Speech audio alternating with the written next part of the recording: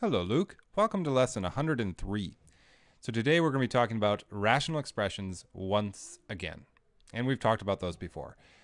Recall what a rational expression is. We see the word ratio in there. So whenever you see rational, what should you think of? Fractions, right? Ratios, fractions. All right.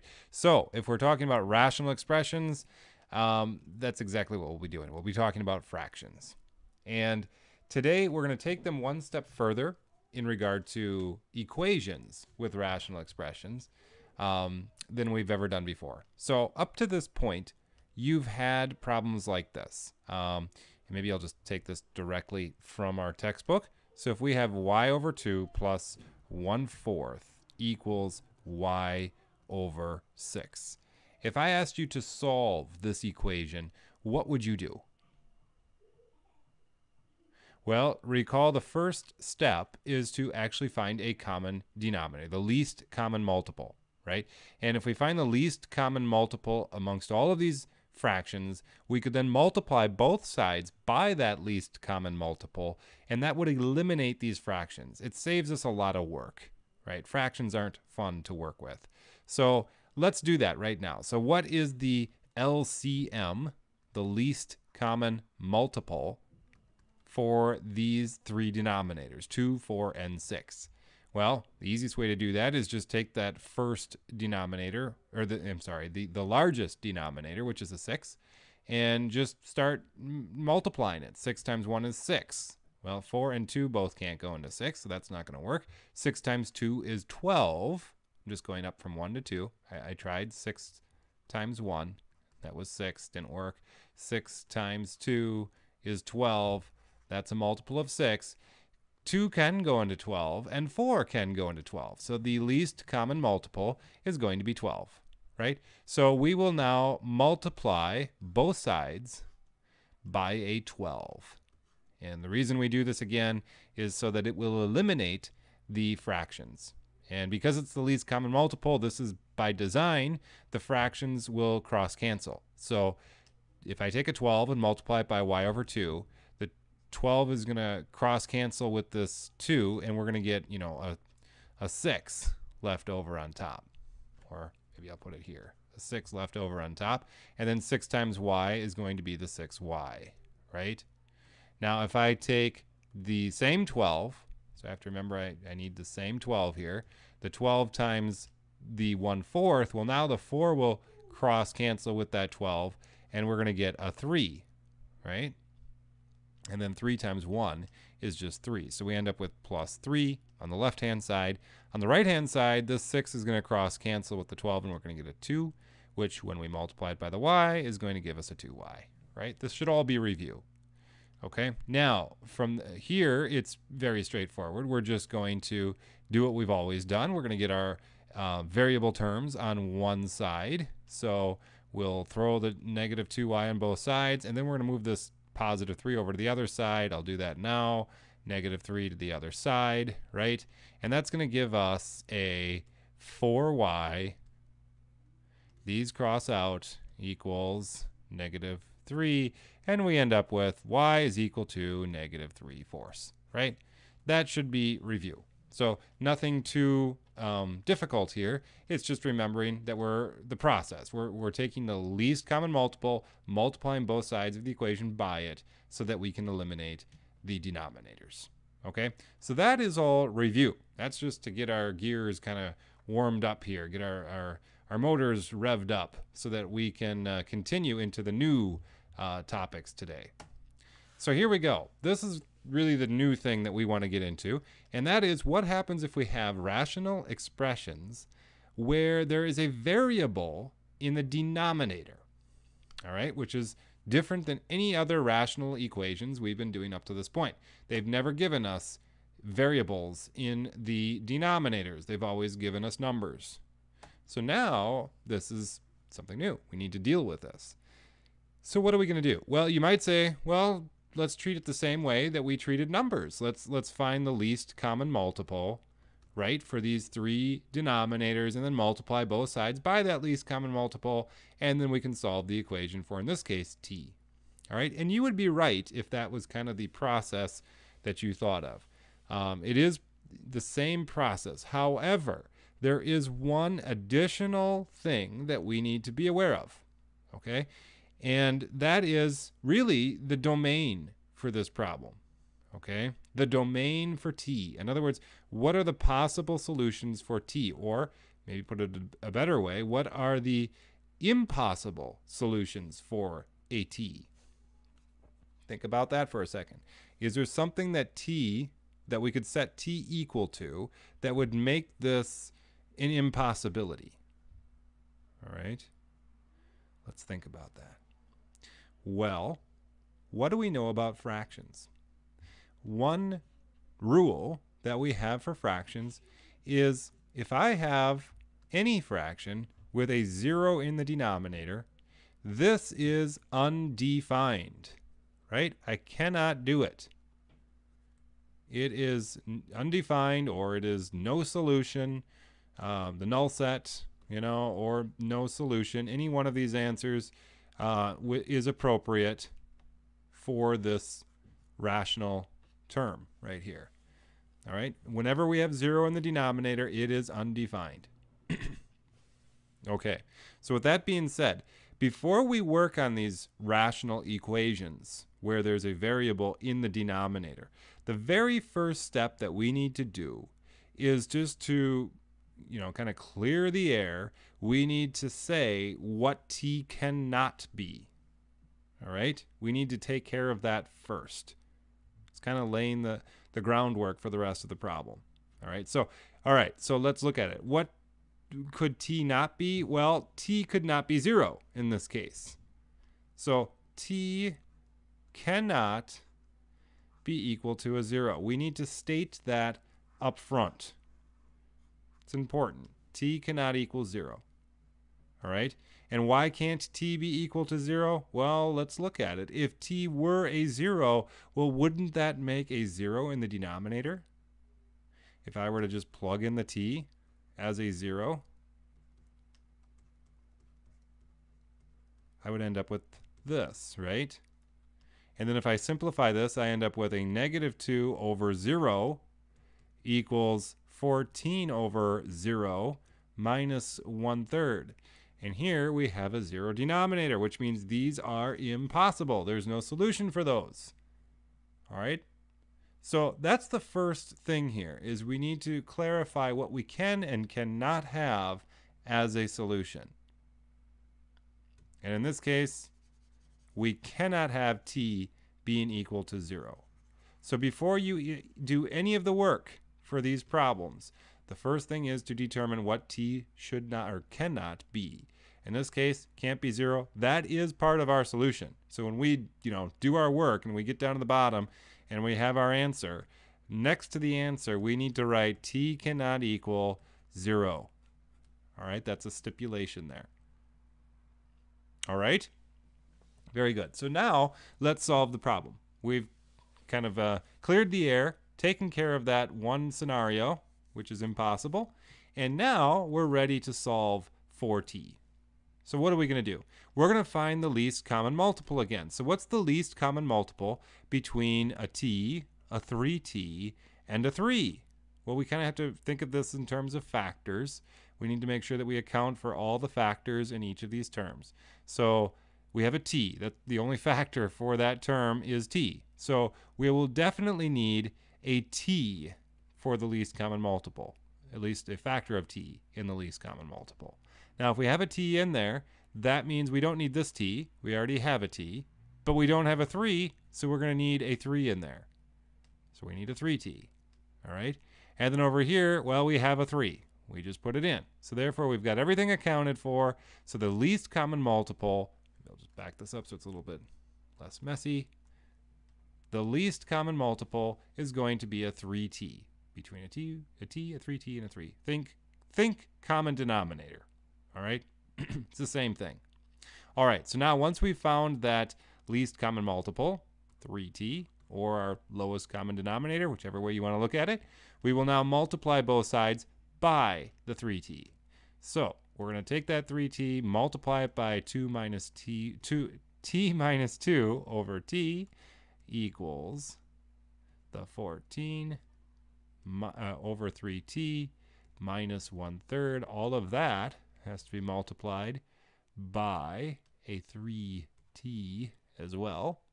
And then we have to use some distributive property here, right? But before we do that, let's recognize what's going to happen here. If I kind of set this over 1, we can see that this t will factor out with this t. They cross each other out. And then I can take this 3 and multiply it through the numerator, right? And if I do that, I end up with 3t minus 6, right? And then over on the right-hand side, I need to multiply this through each term. Okay, so if I multiply it by the 14 over 3t, picture this as 3t over 1, the 3t's will eliminate each other, and I'm just left with 14 over 1, which is just 14. And then I have a minus, now this minus 1/3 times 3t over 1. Here the 3's are going to cross out, and I'm going to be left with a negative 1 times t, which is a t over 1, which is just a t. And there we go. So now we've gotten rid of the fractions, and everything is going to be a lot easier now. So we can move this t over to the other side. That's going to give us a 4t on the left side. Move the negative 6 over to the other side, make it into positive 6, which is going to turn it into a 20, right? Following me here? If we divide both sides by 4, we end up with t is equal to 5. And then again, kind of next to that, we show that t cannot be equal to 0. All right? Very good. All right, let's move on. Let's try another one. So this is the same scenario, and really there's nothing new here. We're just doing what we did before, same steps. Why don't you pause the video, try it on your own, and then we'll do it together. All right, so again, the very first step is to recognize that, ooh, we have a variable in the denominator. Ooh. Okay, so what do we do when there's a variable in the denominator? Well, that means we need to clarify what it cannot be. So how could this denominator become a 0? How could n plus 2 equal a 0? Well, if we subtract 2 from both sides, we get m is equal to a negative 2. So it would become 0 if n is a negative 2. All right? So we don't want it to be a 0. So we need to say down by our answer that n cannot be equal to a negative 2. Okay? All right. So now we've got that part squared away. That's the only problem that we could possibly end up with here. This n in the numerator, that could be anything, and it's not going to pose a problem. And there isn't any other fraction with n in the denominator. So we're looking good. That step is done. Now we can get rid of our denominators by multiplying it by the least common multiple, which is going to be what? Well, here we need to treat this sum as kind of its own little entity, its own factor. So we have an n plus 2 as part of the least common multiple, and then we have a 5. So this is our least common multiple, 5 times n plus 2. Now that is going to be multiplied by both sides of the equation. So we'll have a big set of parentheses here. I'm just rewriting it. Equals 0, and then that 0 would be multiplied also by a 5 times n plus 2, right? And on this left-hand side, clearly we can see that the n plus 2 is going to cross out with this one, and we'll be left with 5 times n, which is 5n. And then if I, make sure I look at the full number here, multiply this whole thing by the second term, the 5 is going to cross out this time. I'm going to end up with just an n plus 2 left over times the negative 3. So I have a minus 3 times n plus 2. Right? Following me? On the right-hand side, it's easy. 0 times all of this is just going to be 0. And now we can multiply things out here. So we have 5n minus 3n minus 6 is equal to 0.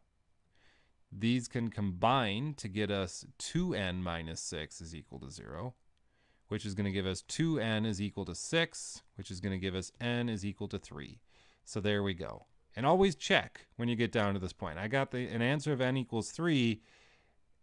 Does that jive with this? Or does it, not make sense? And here, great. N doesn't equal 2, so that's a good thing. We don't want this solution to end up being what we know n cannot be.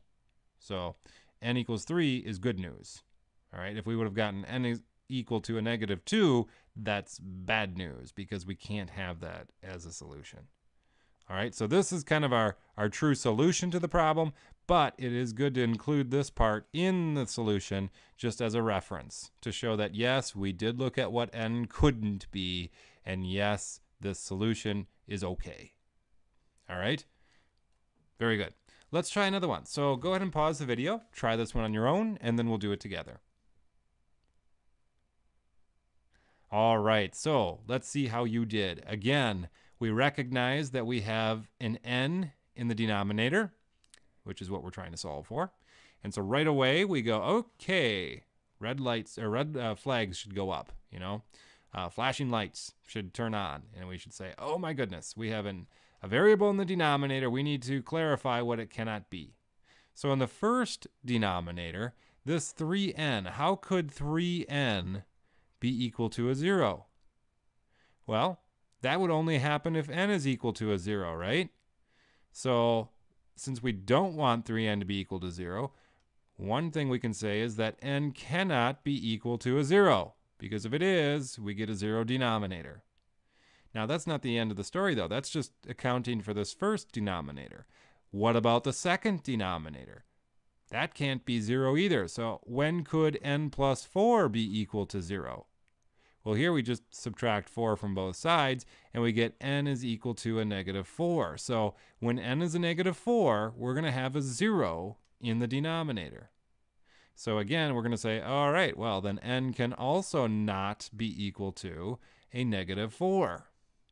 All right, again, this is kind of our domain here. We're kind of showing what it can't be.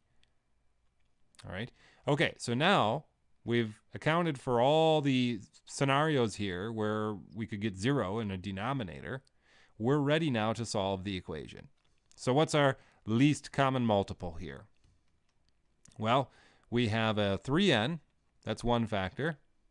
And then we have this guy over here, which is an n plus 4. Notice they don't share any factors, so we have to use both. So this is our full and complete least common multiple between the two denominators. So we're going to multiply that by both sides. So the left side is going to be 2 over 3n minus 2 over n plus 4. Whoops. Is equal to 0. And again, we technically, just for the sake of thoroughness here, this is going to be multiplied by the 3n, n plus 4 as well, right? Okay, so then let's multiply things through. What do we get? Well, the first term in this set of parentheses is going to be, well, we can see the 3n's are going to cross out, right? And we're left with 2 times n plus 4 in the numerator, all right? And then we have minus, well, here now the n plus 4's are going to cross out, and we have a 3n times a negative 2, which is going to give us a negative 6n. And then, of course, that's going to be equal to 0. All right, so then we can multiply this out, and we get 2n plus 8 minus 6n is equal to 0. 2n minus 6n is a negative 4n. Move the 8 over to the other side. We have a negative 8. And then n is going to be equal to a 2. And once again, check. Make sure that that didn't break any rules. And we look good, because n does not equal 0, and n does not equal negative 4. n is a 2. Therefore, that is a true and an accurate solution. All right? Very good. All right, I think we've got, well, I guess we got 2 more. So let's try this one. Pause the video, and then we'll do it together. All right, so same concepts apply here. When would our denominator be equal to 0? Well, when x is equal to 0, that's clear. If x were 0, this denominator would be 0. And when x minus 2 is equal to 0. But then x would have to be equal to a 2. So down at the bottom here, we're just going to say x cannot be equal to a 0 and x cannot be equal to a 2. All right, and now we're ready to work through the problem here. So let's find our least common multiple. Again, they don't share any factors, so then we're just going to take both factors and multiply them by each other. And then this is going to be multiplied by the 4 over x minus 7 over x minus 2. And then equals, and I'm just to save time, it's going to be a 0, right? Because 0 times this x times x minus 2 is just going to be 0. All right, I'm just kind of skipping that step because it's obvious. All right, now we can factor this, or not factor, we can multiply these out. In the first term, we recognize that the x's are going to cross out, because this is over 1, right? The x's are going to cross out. We're going to have a 4 times an x minus 2 in the numerator. And then we have the x minus 2's are going to cross out. And we're left with an x times 7, negative 7x equals 0. And after this, it should be easy. So we have the 4x minus 8 minus 7x equals 0. 4x and negative 7x is a negative 3x minus 8 is equal to 0. Move the 8 over, and we end up with negative 3x is equal to 8. Divide out the negative 3, and we end up with a negative x is equal to a negative 8/3, which clearly is not a 0 and is not a 2, so this is a good answer. There we go. All right, very good. Onwards. Let's try one more here. So pause the video, try this one on your own, and then we'll do it together. All right. So how did you do? This is your last chance to get it right here, if you haven't already. So hopefully you did. Let's see. So what can P not be? Well, let's check. P can't be a 0, right? That's obvious. If it were 0, we'd have a 0 in the denominator. What else could P not be? Well, P could not be a positive 4, right? I'm kind of doing some of this in my head, which is good for you to kind of start doing if you feel comfortable with it. P can't be a 4 because if it were, 4 minus 4 would give us 0. All right, so those are the two things that P cannot be. So now let's go ahead and solve. What do we end up with here? So what's our common denominator or our least common multiple? Well, again, this P and this P minus 4, they don't share any factors because remember, we need to treat this as like one factor. So they don't share any factors, so the common denominator or the least common multiple is just a product of the two factors. So P and P minus 4.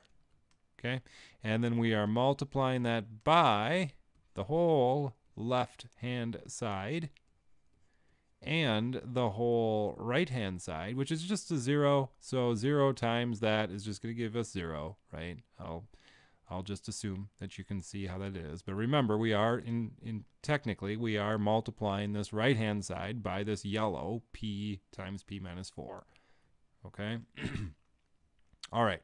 So now we can work our way through this. The P's are going to cross out in the first term, and we're going to be left with a 4 times a P minus 4. And then we have a minus 3 in the numerator, but the P minus 4 is going to cross out the P minus 4, so we have a P times the negative 3, so it's going to be a negative 3P is equal to 0. And we're almost home free, right? We just have to multiply this out, and then we have to combine our like terms. 4P and a negative 3P is going to give us just a P. Move the 16 over to the other side, and boom, there it is. P is equal to 16, which is not a 0 and which is not a 4. So yay, that is good. That's what we want. All right, very good. So hopefully this makes sense to you. It's really not hard. The most important thing to remember is to recognize that you need to state what the P cannot be, or what the variable cannot be, when it's in the denominator of a rational expression and you're solving the equation. All right, very good. So we will stop here. Good luck with your seat work, and I will see you tomorrow.